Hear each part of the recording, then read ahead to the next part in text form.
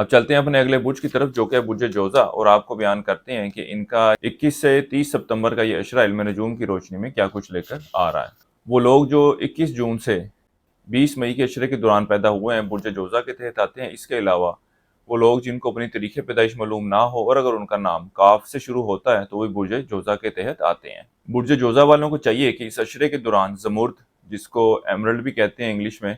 Stone کا استعمال کریں، یہ آپ کے لیے خاصا فائدہ مند ثابت ہوگا۔ اس کے علاوہ اس اشرے کے دوران سبز اور پیلے رنگ کے کپڑوں کا استعمال ضرور کیجیے گا، آپ کے لیے خوش قسمتی کا باعث بنے گا۔ اس اشرے کے آغاز میں عطارد تربیع کرے گا مشتری کو، جبکہ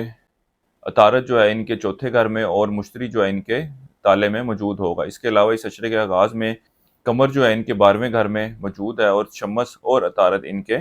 چوتھے گھر میں موجود ہے۔ اس اشرے کے دوران آپ کی طبیعت میں کچھ لاپرواہی کا عنصر شامل ہوتا نظر آ رہا ہے۔ اس اشرے کے دوران اپنے گھریلو معاملات کے حوالے سے، اپنی ذات کے حوالے سے آپ کے اندر کچھ لاپرواہی کا عنصر شامل ہوتا نظر آ رہا ہے۔ اس کے علاوہ اس اشرے کے دوران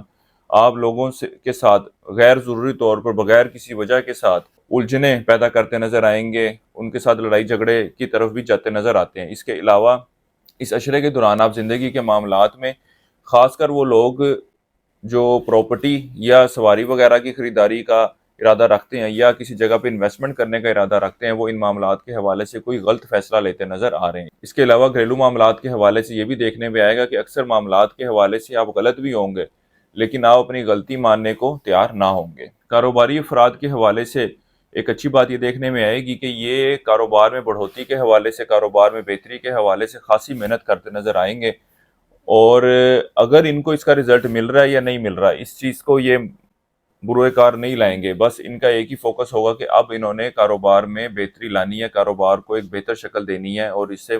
مالی فائدہ حاصل کرنا ہے۔ یعنی کہ یوں کہا جا سکتا ہے کہ اس کے فائدے اور نقصان کو ذہن میں رکھے بغیر اللہ کے حکم سے آپ کاروبار کی طرف پوری توجہ دیتے نظر آئیں گے، اور آپ اپنے کاروباری معاملات میں کسی بھی شخص کی مداخلت کو پسند نہ کریں گے۔ اس عرصے کا وقت آپ کے اندرون السفر کے لیے جانے اور بہن بھائیوں کے ساتھ اچھے تعلقات کے استوار ہونے کو ظاہر کر رہا ہے۔ ان عشرے کے دوران آپ کی بھرپور کوشش ہوگی کہ آپ لوگوں میں نمایاں نظر آئیں، اور اپنے آپ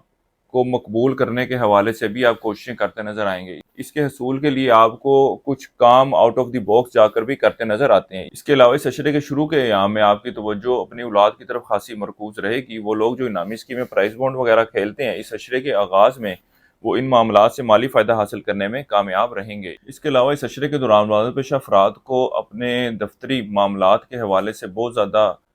ہوش و حواس کا مظاہرہ کرنے کی ضرورت ہے، کیونکہ اس عشرے کے آغاز سے ہی آپ کے دشمن خاصے ایکٹیو نظر آتے ہیں اور آپ کے دفتری معاملات کو، اپنے دفتری ماحول کو آپ کے لیے ایک اچھی اور بہتر جگہ قائم نہ رہنے کے لیے کوششیں کرتے نظر آتے ہیں۔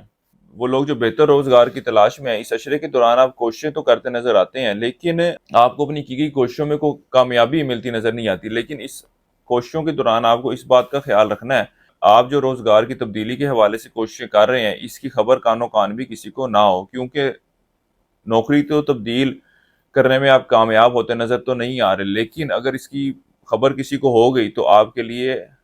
دفتری ماحول مزید خرابی کی طرف جا سکتا ہے۔ اس عشرے کے دوران آپ کو اپنی صحت کے حوالے سے بھی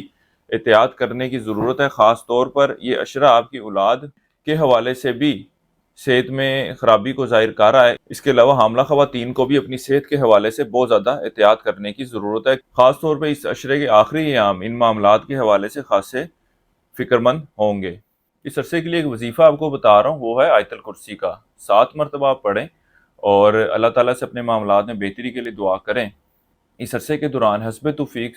مکس سبزی کا صدقہ کرتے رہیں۔ اس عرصے کی 7 تاریخ آپ کی 23 اور 28 ستمبر کی ہے۔ اس عشرے کے لیے برج جوزہ والوں کے لیے اب تک اتنا ہی، انشاءاللہ تعالیٰ پھر ملاقات کریں گے، تب تک کے لیے اللہ حافظ۔